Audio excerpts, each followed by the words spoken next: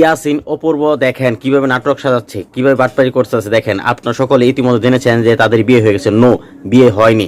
আপনি দেখেন, ভালো করে ভিডিওটা দেখেন। টুকাই ইয়াসিন শুধু কবুল বলছে, এখানে কিন্তু সেই কোটিপতির মেয়ে তাহমিনা সে কবুল বলে নাই।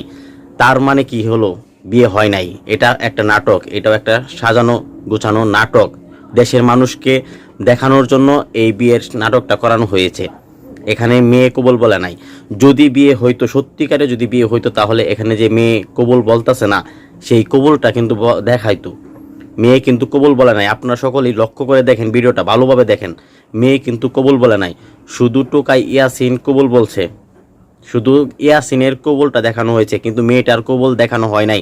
তাই সকলকেই বলবো, কেউ বিশ্বাস করবেন না, এটা একটা সাজানো নাটক।